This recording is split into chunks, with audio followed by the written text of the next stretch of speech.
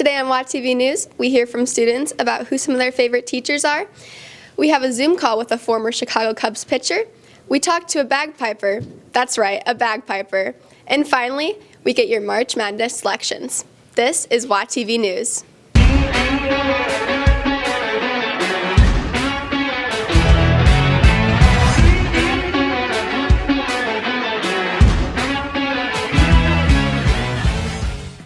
Good morning, Wheaton Academy. I'm Hannah Martin. It's Wednesday, March 15th. Welcome to our 18th episode of the school year. We have some great videos for you today, beginning with this first segment. We all know that the impact that teachers have on the student body, so Micah went around the halls to ask which teacher has been the most impactful. Check it out. One of the best things here at WA are the teachers. Today, we went around WA and asked some students what teacher has impacted them the most, and if they could teach a class, what class would they teach? What teacher has impacted you most here at your time at WA? I'd have to say Miss Perry, because she taught me how to be kind and gentle. Probably Mr. Lehman from sophomore year. I'd definitely say Mr. Tollefson. Miss Setrin and Miss Urban have impacted me the most. I'd probably have to say Mr. McCallum because he was my sculpture teacher, and now I'm in a class with him, photography. I would say the teacher that has impacted me the most is Mr. Hockett. So I transferred in sophomore year, and I remember that Mr. Clancy was like the nicest guy that I had ever met, like the best teacher I'd ever had. Probably Mr. Lehman. He's really inspirational and really challenges you as a person and not just as a student. I would say Mr. Hogan. I would say Mrs. Perry because she always teaches others to be kind and compassionate, and she's just a really great person to know. Definitely Mrs. Perry. She's such a sweet soul, and she's taught me that school can be very fun and you can grow good relationships. And then, if you came back to WA, what is one class you would like to teach and why? I'd probably teach a special ed class here. That's what I'm going into for college, and I definitely think that it'd be a cool opportunity to teach here, and also cool to have more students come in here who need special ed. Probably stats because we like to get after it in Mr. Smith's class. If I was to come back and teach a class, it would be English because of them, and they kind of inspired me to be a teacher, actually. Probably theology, something in theology.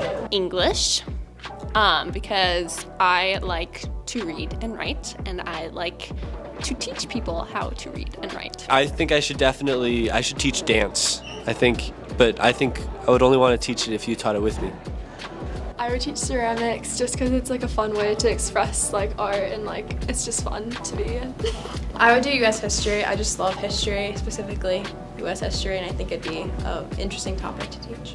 I'd have to say history. I would definitely probably teach advanced topics in health or history with Miss Ranker. Probably econ, probably take Mr. Lehman's place. As you can see, there are many students at WA that have been impacted by their teachers, and they would love to continue that impact. From WATv, I'm Micah Hermes, Eva D. Souza, and Greta Fritz, signing off. Thanks, Micah. Selection Sunday has come and gone, and now you are facing the tough decisions about how to fill out those March Madness brackets. If you need some help picking a winner, Nate Burton has got you covered. Selection Sunday over.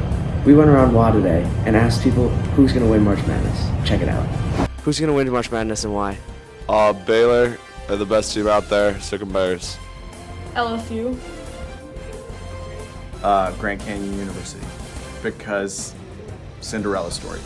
I think Kansas will. Who's going to win March Madness and why? Providence College, because they got my guy Bryce Hopkins over there. Simple. Madness and why? Arizona, because Pac-12, baby. Who's going to win March Madness and why? Marquette, because they're a hot team, they're underrated, and Shaka Smart's got them in the right position to win the tournament.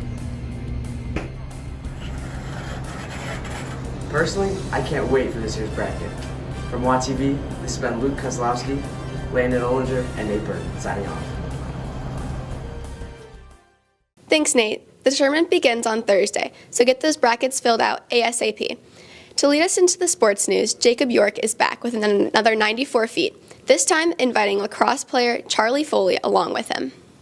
With spring sports starting, you already know we have another episode of 94 Feet with Charlie Foley, and we're ready to go. You ready? Oh, yeah. All right, when did you start playing lacrosse? I started playing lacrosse in 3rd grade. 3rd grade. That's pretty early. What is your favorite memory here at Wheaton Academy? Probably my favorite one is when us as a team at Wheaton Academy went down to New Jersey, New York area. We had a good time with the team. It was just a blast. Just a blast. That's what we like to hear. What is your favorite pregame meal? I go a little controversial here. I like the chocolate milk and a Rice Krispie treat. That's my go-to. That's not very fulfilling right there. Sweet tooth. There you go. What's your favorite lacrosse brand? I like Maverick. I use all Maverick stick. Maybe a little STX in there. Okay. What's something you're looking forward to for the lacrosse team to do this year?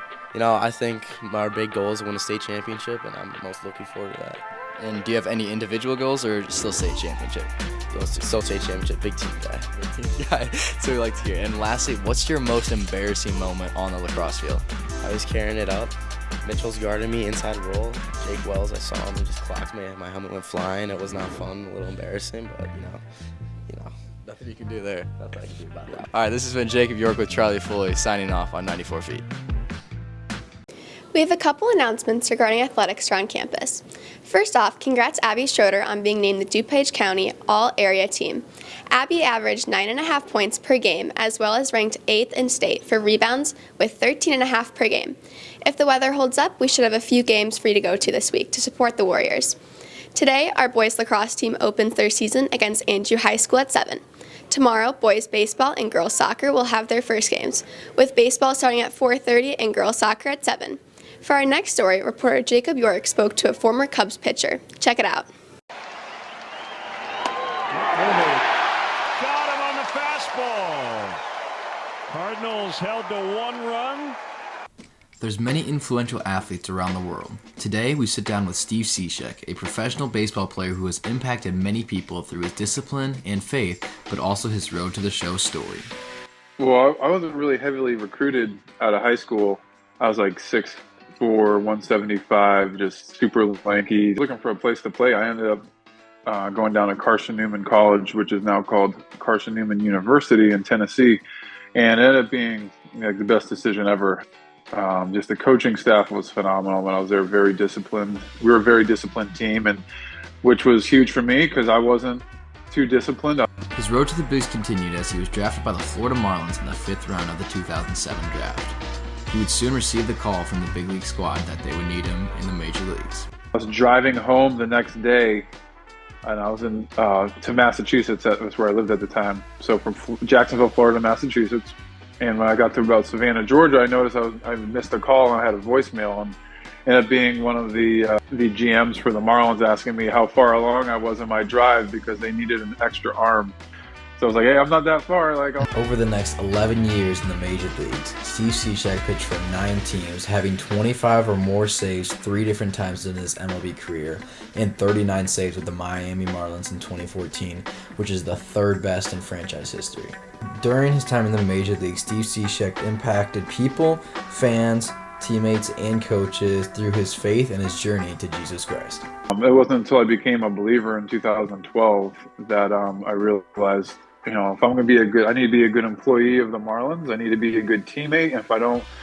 And I need to honor the Lord in my work. Colossians 3:23 gives us that command: with whatever you do, work at it with all your heart as working unto the Lord and not for men. So I'm commanded to work as hard as I can unto the Lord. Whether it's a teammate, coach, or someone you know, please make sure to thank the influential people and athletes in your life. From WATv News, this is Jacob York and Miles Best, signing off. Thanks, Jacob. St. Patrick's Day is only 2 days away, and there are a number of events that you could go to support or attend. Liana Conti and Bill Young traveled to downtown St. Charles this past weekend for the parade. Here's Liana with more on the event. With March 17th rapidly approaching, students don't have to make the long drive to the city in order to celebrate St. Patrick's Day. Today, WATv makes their way to the St. Charles St. Patrick's Day Parade and sits down with an Irish bagpiper from the Chicago Highlanders. It was partially family tradition. I come from an Irish family, and and we had pipers going back a long time, and it was kind of my turn. My grandfather was passing away a couple years ago, and I really wanted to be able to play for his funerals. The bagpipes do have a couple of tunes that are very well known. Amazing Grace and Scotland the Brave are two of the most popular requests that we get. I do like playing slower tunes just because you can really concentrate on them.